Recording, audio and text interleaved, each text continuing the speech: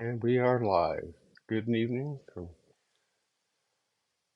sunny Florida. It is 11 p.m. Eastern Time and 57 degrees outside. I am going to play Starship's last November launch. I myself haven't seen it, and this is for those of you out there who haven't seen it either. So let me go ahead and let's start the video.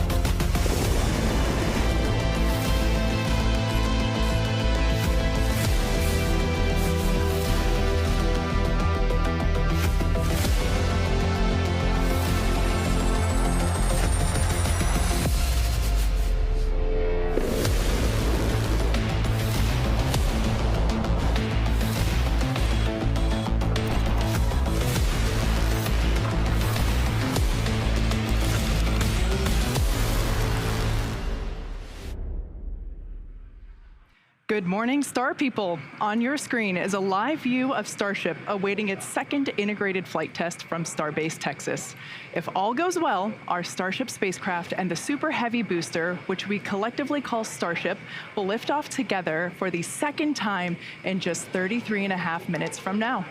Thanks for tuning in. We're excited to be joining you from SpaceX headquarters in Hawthorne, California for today's flight test.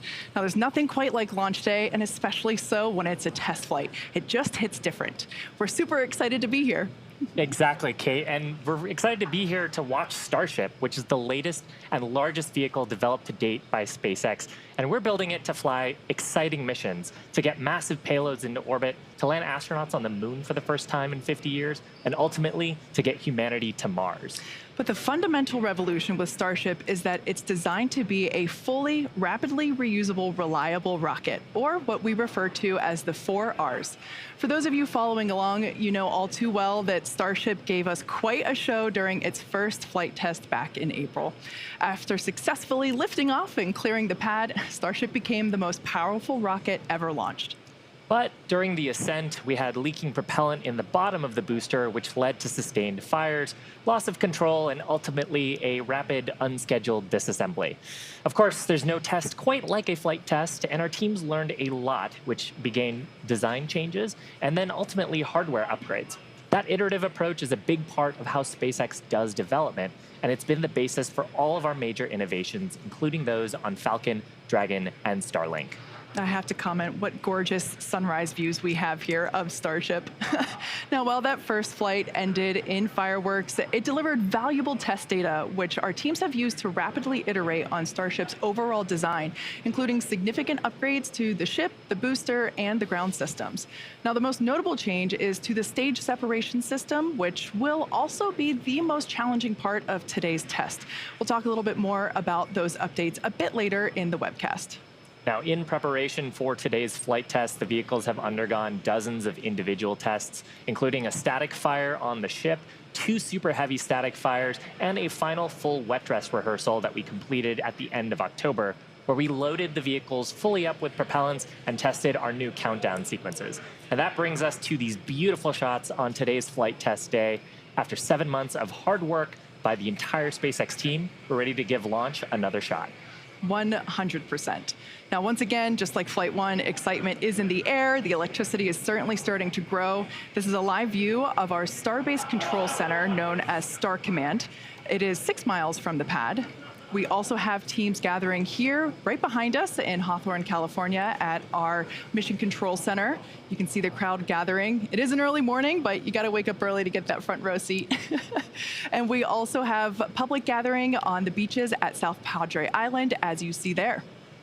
And I can't say this enough, today is a flight test. While it's not happening in a lab or on a test stand, today is absolutely a test. And the goal is to gain invaluable data to continue rapidly improving Starship. So whatever the mission outcome today, excitement is guaranteed. Now, if all goes well, Super Heavy will fire its 33 Raptor engines and lift off from that pad right there in Starbase. About 3 minutes into flight, we hope to see the Super Heavy booster separate from the ship in SpaceX's first ever hot stage separation. This means that the second stage will light its engines while still attached to a partially lit booster. If the ship's engine's light, and if the whole thing holds together, its engines will remain lit for about 6 minutes before the coast phase. Now, with those big ifs, if we get past a successful stage separation, the booster is going to perform a flip maneuver, then execute a boost back burn before it attempts a splashdown in the Gulf of Mexico. In the meantime, Starship will coast for about an hour at altitudes ranging between 150 and 250 kilometers before it makes its own re-entry into the Earth's atmosphere, and then ultimately a hard splashdown in the Pacific Ocean. Now, again, if we get past a successful stage separation, Super Heavy will leave the ship at an altitude and trajectory just shy of orbital, meaning Starship won't have to fire its Raptor engines for a deorbit burn and will naturally come back into the atmosphere. Now, meanwhile, Super Heavy will attempt a landing burn before splashing into the Gulf. While the booster will practice a landing, we do not plan to recover any hardware from Super Heavy or the ship on this particular flight. Now, with the exception of Falcon, this really is no different than what happens to most other rockets flying today that are expended or fall into the ocean after completing their mission.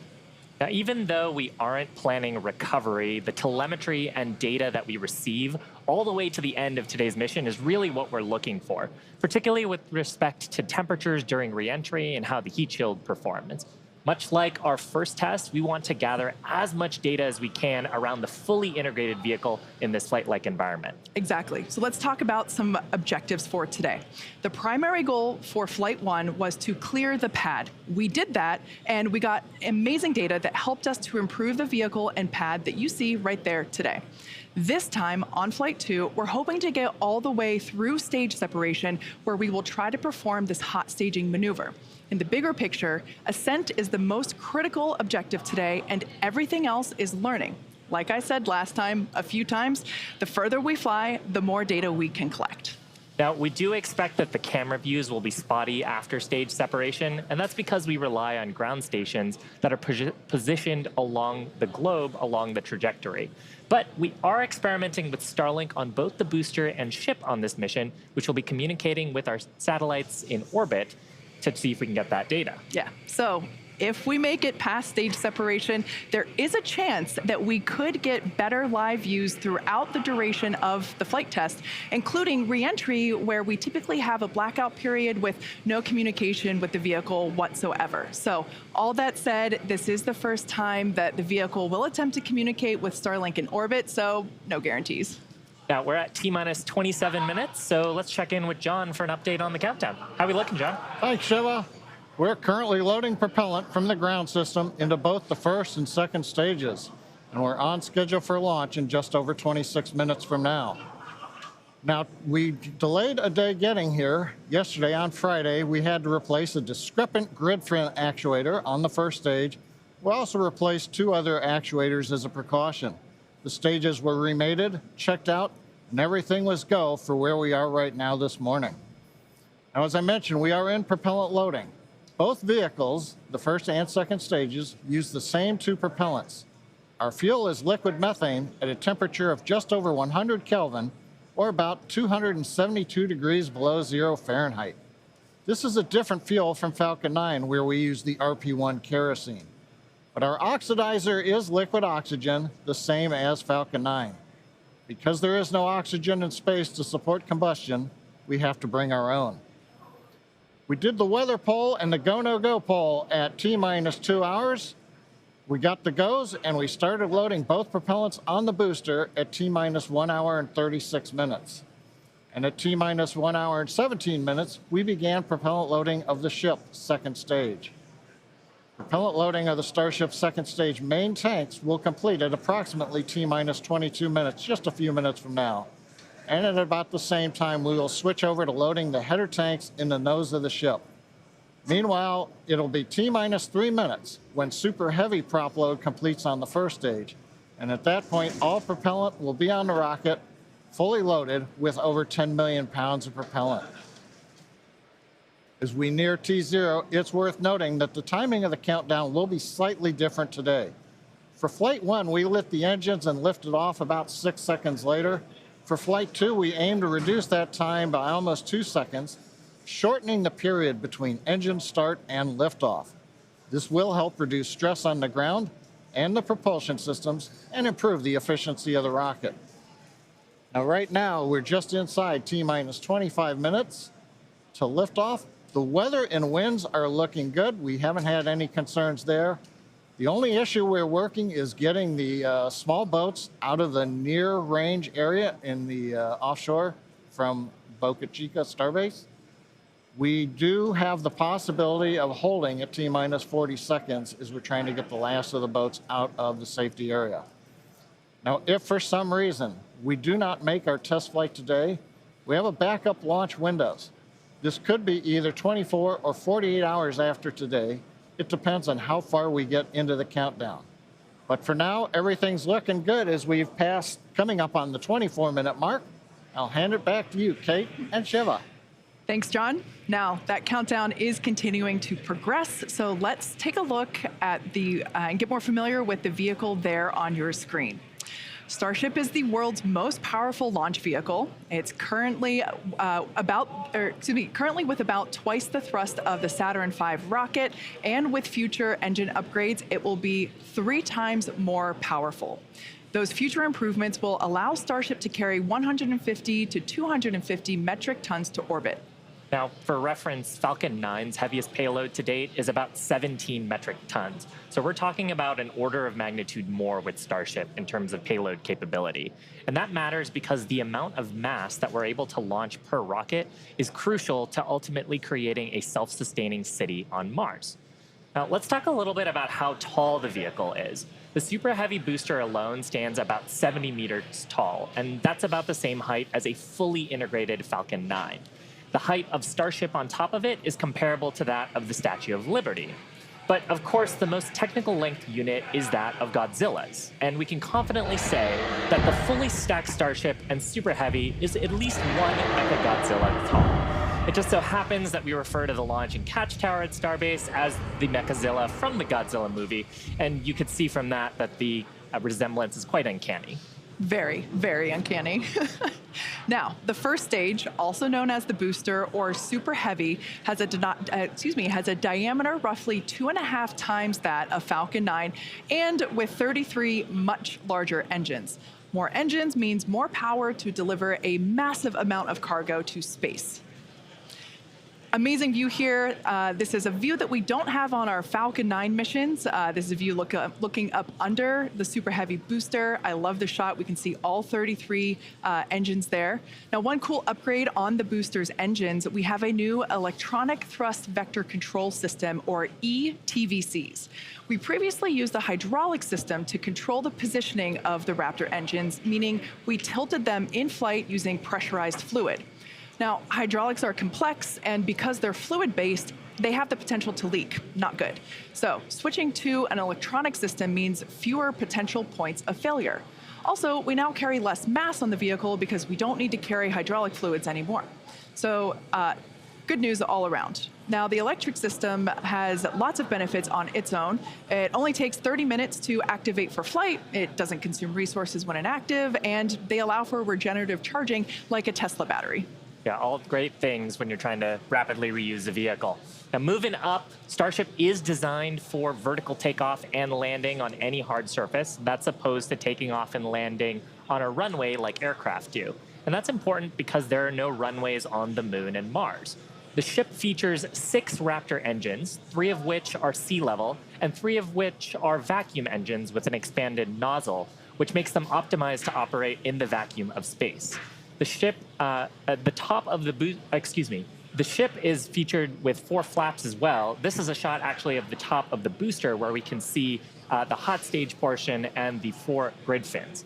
Now, those flaps on the ship portion help aerodynamically control the vehicle's attitude during atmospheric reentry and flight, and will enable us to do precise landings. The body of Starship is also wrapped in a heat shield that's made up of 18,000 hexagonal ceramic tiles. You can see them wrapping around the top of the nose here and here in this shot of the flaps. Now, those tiles are designed to insulate the vehicle during atmospheric entry, where the temperatures can get as high as 1,500 degrees Celsius. And one of our test objectives today is to verify how those systems perform during reentry.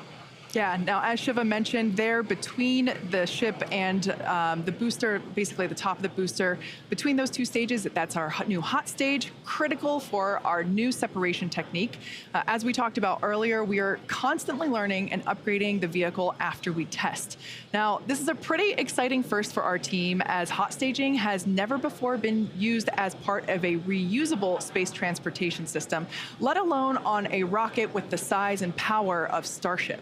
Hot staging is a significant change from Flight 1, and we're really hoping to gather data on it during this highly dynamic phase of flight, and that is, once again, assuming that we even make it that far.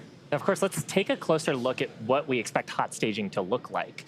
Now, it occurs at about liftoff plus 2.5 minutes. At that point, the booster will shut down most of its 33 engines, leaving just 3 running, and the ship will ignite all 6 of its engines. Clamps will release, and then the ship will thrust away from the booster. Now, this is the first in-flight test of the heat shield on the top of the booster and the bottom of the ship, and of course, the first in-flight test of hot staging, and we're hoping to gather a ton of data on it today. Yeah. Now, stage separation by hot staging is somewhat uncommon in spaceflight, but it has been done before. However, today will mark the first time that a reusable space transportation system is attempting it. The Titan program did hot staging quite successfully in the early 1960s, but they were not concerned with reuse, so there was no issue when the Titan first stage took considerable damage upon ignition of the second stage engine. Now today, there is a good chance that our booster will also incur some damage from the second stage engines, but we need to test it out, see if the system can tolerate it, and collect data to learn how to do hot staging better next time, because ultimately, when successful, it could increase Starship's payload to orbit capacity by 10%. So more payload and more people to Mars. Hot staging also helps us maximize the vehicle's performance by leaving those 3 first stage engines on, so gravity can't rob us of precious velocity, or at least not as much of it. Hot staging also helps to ensure the ship's liquid propellants are at the bottom of the prop tanks, which is where we need that propellant to be in order to quickly light the ship's engines. Another reason to do hot staging, it reduces the risk at stage separation by moving to a passive stage system, deleting parts and simplifying, meaning physics is going to be doing most of the work instead of mechanical parts that would otherwise be pushing the 2 stages away from each other. That's a great summary, Kate. And of course, this required design changes from Flight 1. The most notable of which is the interstage here. So on Flight 1, that interstage was completely enclosed. But for hot staging, the interstage portion between the booster and the ship is going to see dramatic increases in pressure and temperature. So we had to change the structure to include vents for the exhaust gases that the ship's Raptor engines will produce. Now, the 3 center engines on the ship actually gimbal, they rotate, and we're going to be gimbaling them outwards to reduce the forces that are being directly imparted on the booster and maximize the exhaust gas that's going through those vents. We've also beefed up the ship's base heat shield to withstand the higher temperatures and pressures. And for today's test, like really getting through hot staging would be a major milestone. There are some risks associated with this test, but of course, the ship and booster are going to be pretty far out over the ocean in the safety zone and far away from people. Yeah, regardless of what happens, it's going to be super exciting to watch. Now, in addition to the first and second stages of the vehicle, Starship has a third stage that we call Stage 0. This consists of the launch mount, the tower, and the tank farm, all of which you can see there on your screen, as well as the pad infrastructure built around the rocket. Fun fact, it's the Guinness Book of World Records holder for the largest launch tower in the world. What a beautiful drone shot that we have here. Also important part of the system, but less visible right now, especially because of the fog, is our new water-cooled steel flame deflector, and that's certainly a new upgrade for this flight. Yeah, on Flight 1, the Starship's launch pad was damaged pretty significantly during liftoff as those super heavy Raptor engines fired their full thrust into the foundation for more than 12 seconds. So now we have a new high-pressure, water-cooled steel flame deflector system that we developed and installed between the flights, and there you can see the video of it dispensing 260,000 gallons of water.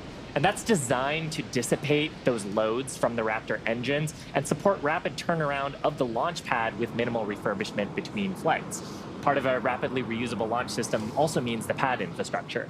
Yeah. We've performed multiple standalone tests and have used this new system for both the Flight 2 booster static fire tests. And we've also reinforced the pad pretty significantly from Flight 1. Yes. Now, also part of Stage 0, we mentioned before, the launch mount. Kind of hard to see there, but it's what the booster is connected to. Oh, here we can see basically the legs of the launch mount. This is what holds Starship and all of its mass. It holds Starship during ignition, right there at the Super Heavy booster. This is what houses all of the equipment needed to fuel the Super Heavy booster and condition it for flight, as well as all of those electrical, communication, and data connections between the ground and Starship.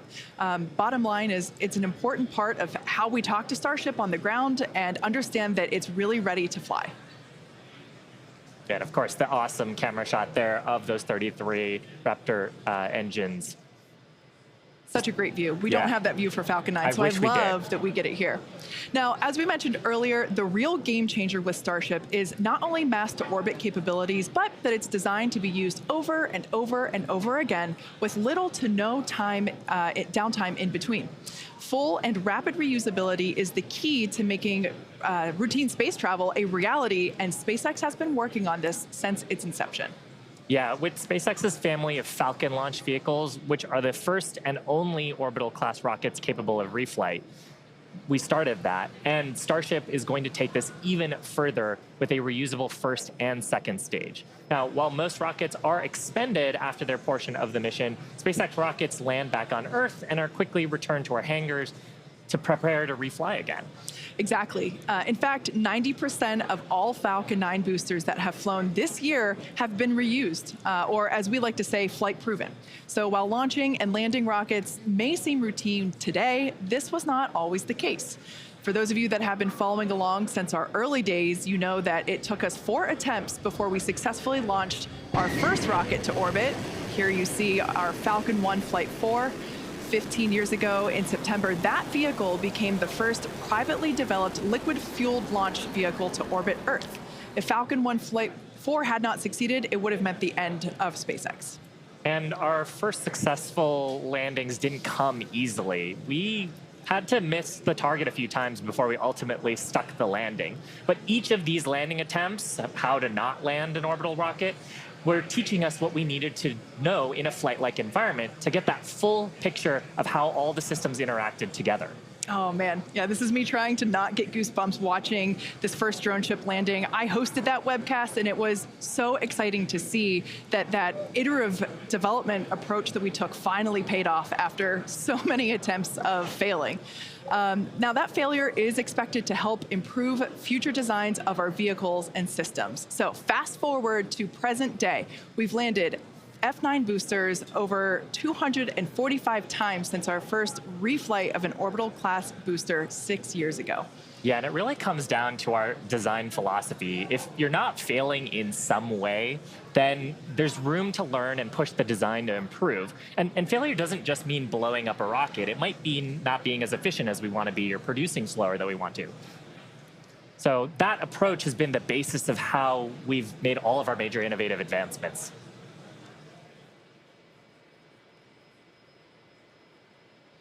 All right, now Falcon 9 has certainly come a long way, and Starship will too. But as a reminder, today is a test. We really hope to get to stage separation, but any data received will help us improve. It's the second of many future flight tests of Starship before it becomes fully operational. And these flight tests teach us about the limits of our design. They help us improve our understanding of the vehicle, and ultimately will help us to make Starship more reliable and rapidly reusable. So again, whatever the outcome and however far we get today, we can promise excitement. So why are we doing all of this? Why do we need a rocket this big, and why does it need to be reusable so quickly? And that answer goes back to SpaceX's mission, which is to make life multiplanetary. We aren't just building a new spacecraft, we're changing what it means to go to space. By building the most powerful rocket ever flown and a ship designed to carry people, cargo, habitats, satellites, and more, we're unlocking a future where our dreams of exploration will no longer exceed our grasp. And this mission continues with flights like today's integrated test. And these are flights where we're going to fail fast, but learn even faster, where each time we're going to try something new while flying something that we've improved. And ultimately, that's going to build up a fleet to fly early and often as Starship rapidly evolves to become more capable and more reliable. The first stop is our nearest neighbor, with a surface that hasn't seen visitors in more than 50 years. Under Artemis with NASA, Starship will return people back to the moon. After those first expeditions, we'll be ready to fly more people along with everything that it takes to build a moon base. Think about that. Hardware that will enable us to live on another world is sitting on a launch pad on Earth right now. And the moon is just the proving ground. When the time comes to make that leap to Mars, everything gets ratcheted up by orders of magnitude. The logistics of supporting an entire city on Mars are daunting, requiring millions of pounds of cargo flown from Earth spread out over thousands of launches. And we just broke our own record for the number of launches in a single year, and we're going to break it again next year. Now, in the years to come, Starship is going to dwarf those figures as we bring it online and truly make life multiplanetary. But for now, anyway, as the clock counts down to today's flight test, why don't we get another status update from John? We're just over 9 minutes from liftoff as the countdown clock clicks to 0. Good news is teams aren't working any significant issues on the launch vehicle right now. Propellant loading is continuing on both the Super Heavy and the ship stages. Most recently, we began loading LOX and methane fuel into the header tanks on the Starship. And on the graphic on the left side of the screen, you can see up in the nose of the second stage, what we call Starship, are those 2 header tanks for fuel and liquid oxygen. Now that loading started at T-minus 24 minutes and will continue until approximately T-minus 5.5 minutes. Now Starship's second stage main fuel and LOX tanks are loaded for flight. And the second stage propellant that we're loading on board is going through the quick disconnect that comes out on the arm that's located at the base of the stage from the tower. Now on the Super Heavy booster, propellant loading will continue until T-minus 3 minutes. We've also configured the pad for liftoff. A little earlier in the count, the booster hold downs were commanded to unlatch. That means once the rocket has sufficient thrust to overcome its weight, it'll lift off the pad. There's no need to command the hold downs to release the rocket. As we mentioned earlier also, the ignition sequence has been slightly modified from the last flight for a more efficient liftoff. As a reminder, we ignite the engines a few seconds before T0. We don't lift off exactly at T0. We lift off a few seconds later, a couple seconds. Finally, the SpaceX team continues to check in with the Coast Guard to ensure there are no boats in the safety perimeter before proceeding with launch out over the Gulf of Mexico. Now, currently, we're coming up T-minus 7 minutes, 10 seconds to the test flight of Starship. Propellant loading is continuing on both stages of Starship. We're waiting now for the completion of loading of the header tanks in the next few minutes. The first stage is also beginning pressurization for flight while we are continuing to load propellant into it. And again, booster propellant load will finish at approximately T-minus 3 minutes. At that stage, both first and second stages are fully loaded, and we'll have the 10 million pounds of liquid propellant on board the 2 stages of Starship. Now, in the next few minutes, the guidance system will perform its final alignment. We'll get the automated flight termination system that'll arm, and the final TVC checkout will be performed. We may get a view looking up at the engines as we gimbal the 13 middle engines to check them out just before liftoff at about T-minus 90 seconds. If we need to hold, it would come at T-minus 40 seconds. That's the point in the countdown where we can pause to wait for final checkouts or pressurization to complete. Or, as we're hearing right now, we're still working a few boats in the area that are headed south. And a lot of cheering here in Hawthorne. The boats are heading south, but we are still planning to hold at T-minus 40 seconds if necessary. Just amazing views of today's launch. There's nothing quite like a launch at basically sunrise. Sunrise, I think, was just about 10 or 15 minutes ago out at Starbase. Yeah, these views are just incredible. Couldn't ask for a more beautiful day to attempt a test flight here. Again, these are live views of Starship as it awaits its second integrated flight test. Our primary objective today is to get through stage separation. We really want to test out our attempt to perform hot staging, where we are going to ignite the engines on the second stage while some of the engines on the first stage are still lit. So essentially both stages will be making fire at the same time, and that will push the booster away from the ship. It'll separate the 2 stages. So that's the primary goal for today. We really hope to be able to test that out, but at the end of the day, all and any data that we can collect is going to be incredibly helpful and help inform future improvements and iterations of the vehicle. Yeah, Kate, there are other objectives for today too, assuming we get farther than stage separation. There's goals to test out how reentry goes on the ship portion. If the booster survives stage separation, then it's gonna try a boost back burn and hopefully a soft landing as a sort of dress rehearsal for what it would look like on land. So everything coming up to that big design change, though, of hot staging today. Yeah, exactly. Like you were saying, that booster, it will be attempting a water landing in the Gulf of Mexico. We don't intend to recover any of the hardware for either the ship or the booster today. But that booster, yeah, we want to try and demonstrate controlled ascent through most engine cutoff. We want to try to demonstrate that hot staging separation and boost back flip, trying to basically demonstrate controlled burn and entry and that soft water landing. Like you said, it will help inform when we attempt a land landing, but we start in the water first. Exactly. Just like we did with the Falcon 9. Yeah, exactly. And just getting to hot staging, though, is going to be farther than we got on Flight 1. Yes. Flight 1, that was about as far as we got. We didn't have hot staging on that vehicle. So that's the first and foremost objective today. Get that far, hopefully. Fingers crossed. Now, one thing that's a little cool about Starship, and it's different from Falcon 9, is we can actually hold a little bit longer if we needed to than we can on Falcon 9 missions. Once we get to T-minus 40 seconds, and if we did have a hold, depending on the reason for the hold, we can hold for up to 30 minutes. And today, actually, our entire launch window is about 20 minutes, so the whole duration would cover most of our launch window. Yeah. And that's different from Falcon. Yeah, absolutely. With Falcon, we have to go exactly at T0. That 40-second hold is super helpful.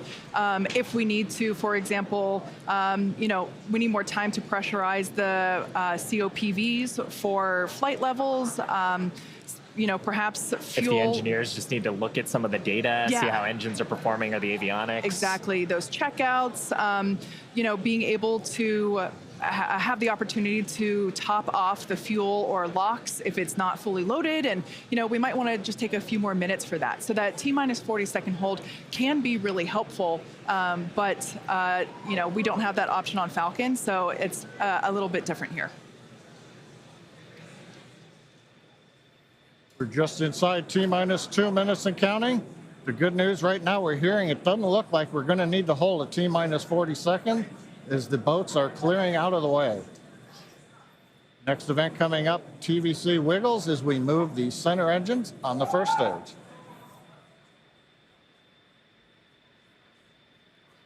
You can see maybe just a little bit there.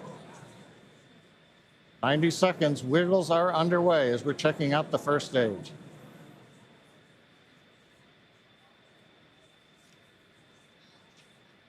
TVC checks are complete. Next major event we're going to hear, hopefully, is the flight director go for launch at T-minus 30 seconds.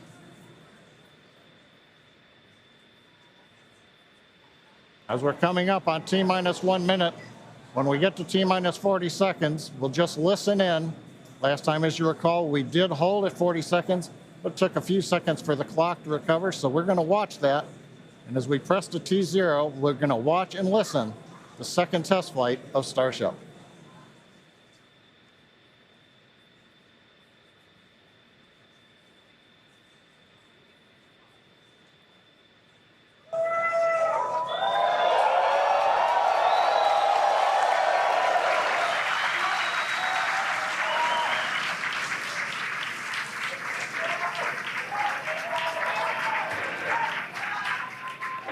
T-minus 30 seconds. Back to rapid recycle.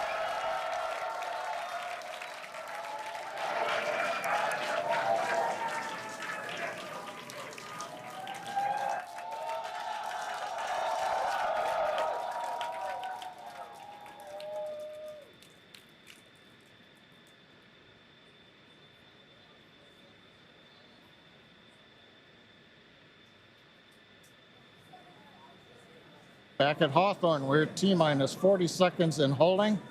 We had a rapid recycle. We've not heard anything over the countdown net as the team works both first and second stages. We're going to monitor the nets here for a minute.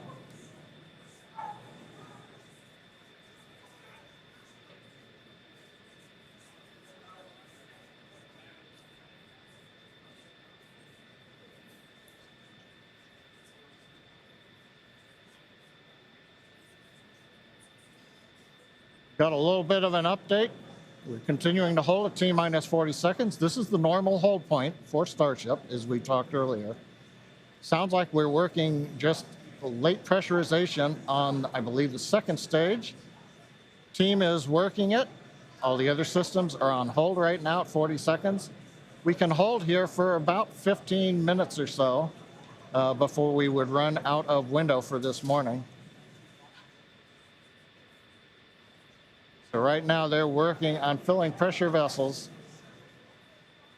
And ideally we'll be able to solve this and come back and release the clock at T-minus 40 seconds.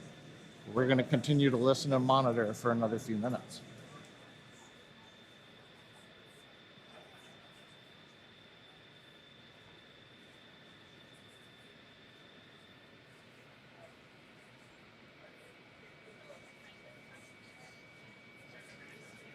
And it's worth mentioning here that don't go away. We are holding at T-minus 40 seconds, but once the teams have resolved and see the data that they want to see, the clock can restart straight away, and it'll start ticking down from T-minus 40 again, all towards liftoff. Yeah, exactly. Now, while we do have the ability to hold for up to 30 minutes, we only have a 20-minute launch window, so don't go away, don't change the channel. And just like Shiva said, we can restart that clock, and there it is. And there it goes. Clock is rolling. T-minus 30 seconds.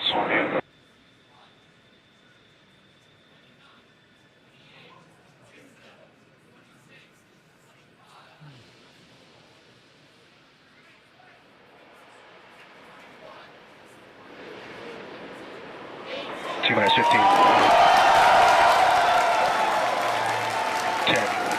9, 8, 7, 6, 5, 4, 3, 2, 1.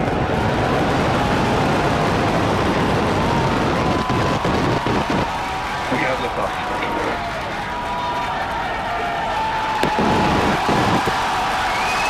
Vehicle pitching downrange.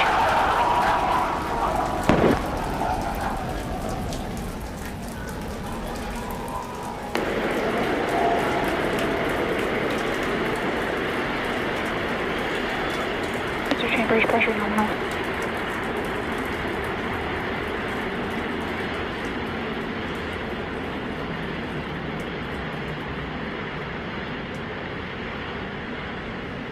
We are T plus 40 seconds into the flight of Starship. 33 Raptor engines powering the first stage. Power and telemetry nominal. We've heard power and telemetry nominal call out. We're heading downrange over the Gulf of Mexico.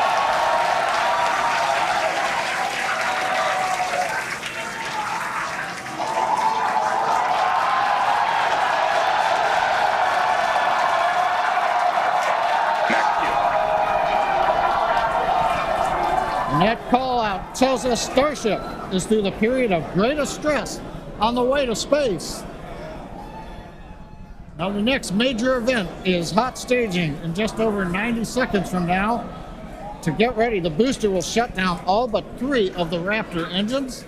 Clamps holding the 2 stages together will release, and the Starship's second stage will ignite its engines. Starship will then separate from the Super Heavy booster and head to space. And at the same time, the 3 engines that are still firing on Super Heavy will flip the booster around. 10 more engines will ignite for the boost back burn, putting the first stage on path for a splashdown in the Gulf of Mexico.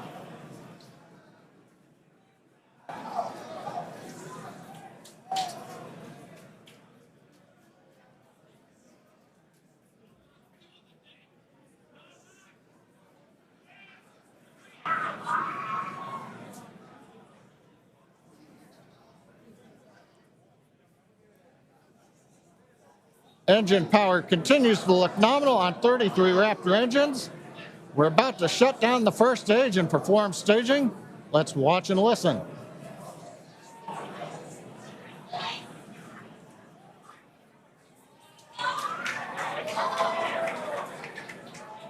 And acquisition of signal Houston and New Orleans. Booster engine cut off.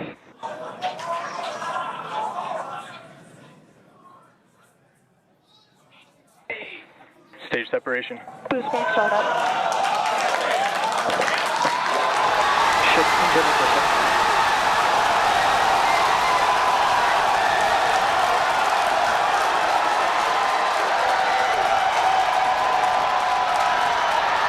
You're hearing the cheering. The first ever successful hot stage for SpaceX's Starship. Incredible views of our Super Heavy booster.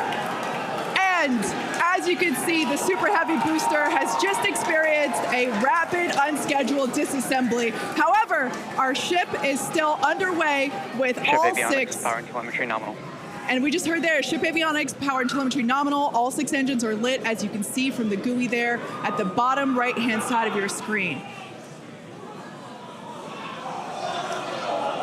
Now, we did know that the that hot staging was going to be incredibly dynamic. We knew that there was a chance that the booster would not survive, but we're going to take that data and figure out how we can make the booster better for the next hot stage. Yeah, that hot staging put a lot of load on the top of the booster. And of course, it flipped around there, a lot of dynamic stuff happening. But ship is still going strong. And it's doing great. Right now, the ship, the second stage, is on its way. Like we said, you can see all 6 of its engines are ignited. The next major milestone for the ship will be the shutdown of those engines, or SECO, second engine cutoff, which if you follow our Falcon 9 launches, familiar terminology there. So far, today has been incredibly successful, even with the RUD of the Super Heavy booster. This is amazing. primary objective of the booster today, to get to hot staging, to get ship on its way to orbit. It did that admirably. Yeah, we definitely asked. Starship trajectory nominal. All right, great news there. That trajectory for ship is Acquisition of nominal. signal, Cape Canaveral. Once again, Starship's second stage is firing those engines. And as you just heard, everything's looking good. Now, for the ship, we wanted it to survive hot staging, which, as you can see there by that little dot on your screen, it did. We also want to basically demonstrate that the successful startup of those engines, demonstrating controlled ascent, which is what it's doing right now, and eventually orbital insertion. We are hoping to basically send this around the Earth, and if it makes it this far, splash down in the Pacific Ocean, a couple hundred miles north of Hawaii.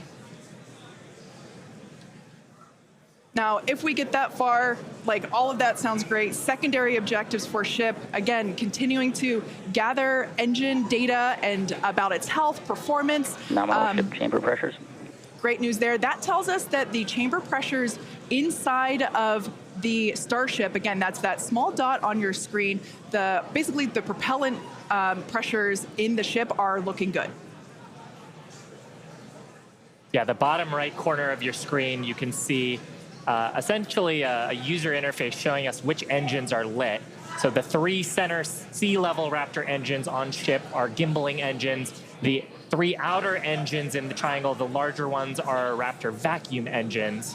All of them continuing to fire nominally. So they're at the pressures that we expect to try to get into our target trajectory today. Yeah. And we're not targeting orbit today. We're targeting almost orbit today. That's very intentional as part of the mission design. The goal is to get to a thrust profile similar to what we would need for orbit, but also And to get to the energy levels that the ship would need to dissipate for re-entry. And so we're actually going in a suborbital trajectory today, but that trajectory will get us to the energy levels that we need at re-entry, where we can really stress that heat shield and get valuable data on re-entry. And those calls that we are still on a nominal trajectory here and seeing nominal pressures means that we have a really good shot of hitting our target orbit. Yeah. Now, if the booster had survived, we would be around the time where it would be getting ready to land, performing its re-entry, but it unfortunately did not survive. That being said, that's okay. It survived several seconds after hot staging, so we're going to take that data and improve the hot staging sequence and probably improve the hardware itself for the next flight.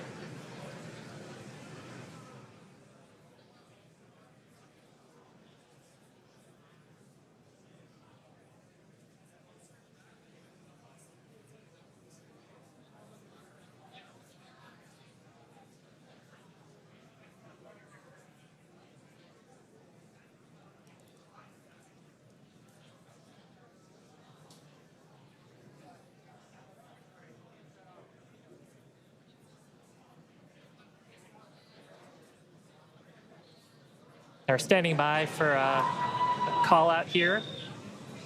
Coming up on the projected time that ship would shut down its engines.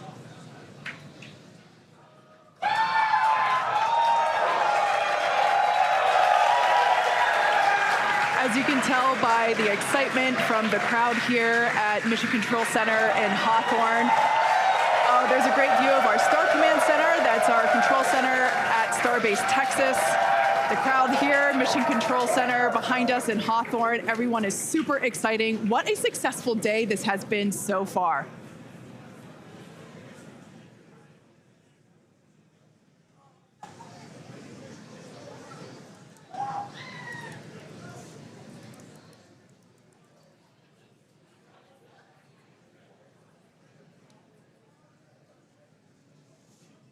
And I mean, up to this point, major successful milestones through hot staging, which was the big objective today.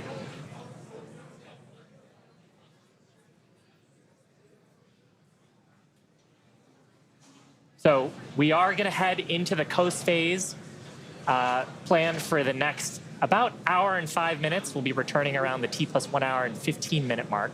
And that's while we're waiting for Starship to continue on to its next step for reentry. We're not totally sure what video we're going to get, and that video comes normally by overflying ground stations, but we don't have a ton along our flight path. So fingers crossed that we will get some via Starlink on this mission since we're testing that out.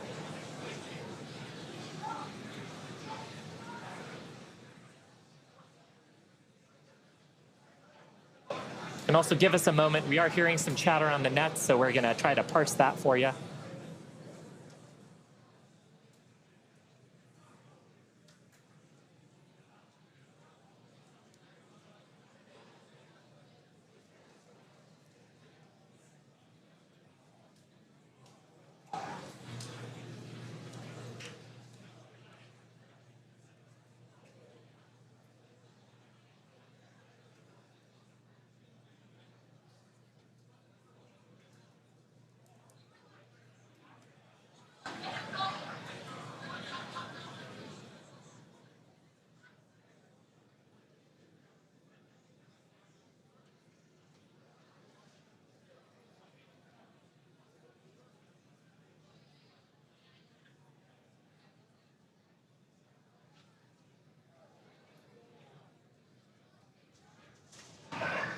John Innsbrucker back here in Hawthorne at our webcast desk. We have lost the data from the second stage. We had heard a call out that we were in terminal guidance, which means we were getting near the end of the approximately 6-minute burn of Starship. But we haven't gotten any more data since then, so we think we may have lost the second stage. So we would not be into coast phase. We wouldn't be able to come back in an hour or so and possibly get ready for reentry. However, what we do know right now is we had an on-time launch at 7 o'clock. We got through the boats.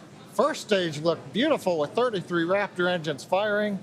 We got the hot staging, you know, the thing that we really wanted to see and impressed. We saw the separation. We saw the flip maneuver. We saw the light up of the 6 Raptor engines on Starship, and it headed away. Everything really looked good. But what we do believe right now is that the automated flight termination system on second stage appears to have triggered very late in the burn as we were headed downrange out over the Gulf of Mexico. But the real topping on the cake today, that successful liftoff, Kate, Shiva, the hot staging is just beautiful. Exactly what we were looking for. Yeah, ultimately, honestly, such an incredibly successful day. Even though we did have a RUD, or a rapid unscheduled disassembly, of both the Super Heavy booster and the ship, that's great. We got so much data, and that will all help us to improve for our next flight. Of course, and that's why we flight test, and you can bet that there's going to be more to come. So we really do want to thank you all for joining us. Of course, we want to thank the people of Cameron County. We want to thank all the federal agencies that have supported us for our test, and of course, a huge congratulations to the entire SpaceX team on getting through this flight test today. And I think with that, we're going to sign off from here in Hawthorne. Thanks so much for tuning in, and we'll see you next time.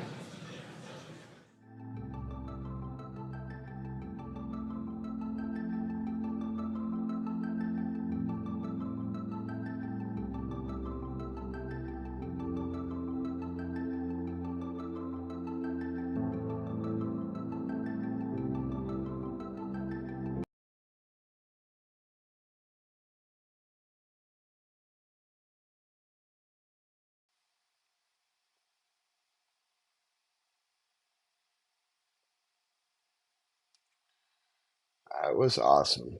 That was an awesome video. You have to excuse me here. Chillo was all over me. Blah. And it's okay. I make sure my microphone's working. Sometimes I come back and I don't have my microphone muted. There's Chillo again. Let me grab Chillo. Come here. There's Chillo. All right. That was a awesome launch. I'm going to look for, because in the pre-video they showed the workers building this rocket. I mean, I'm going to see if I can find, and I know there is a video of building this this spacecraft here, and I'll bring it to you in a live stream. I'm sure I can find it. We have a launch tomorrow at 5:30, around 5:30, here in Florida, of a Starlink. Well, I don't think it's a Starlink. It's a Falcon 9 at least. I don't have my iPhone here to check it out. Yeah, I do right over there. But 5:30, and I'll try to bring it to you live as quick as I can. From what, if I remember correctly, I believe this one's going up northeast. If it's going up northeast, you'll be able to see it from the coastline. All the states going up the coastline.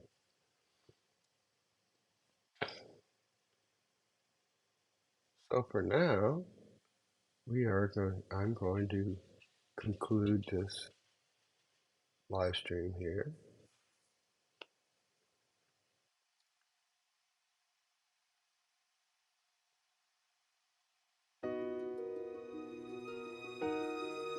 Wish everybody a good night's sleep.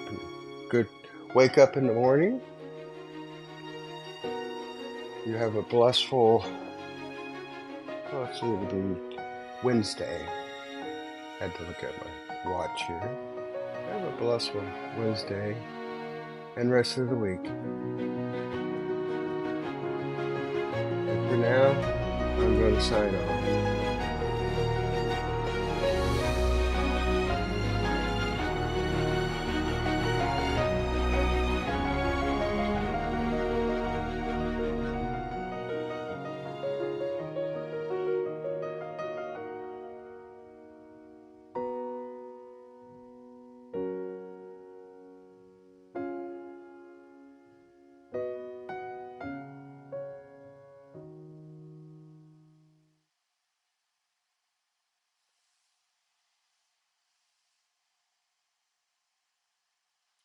Good night, everybody.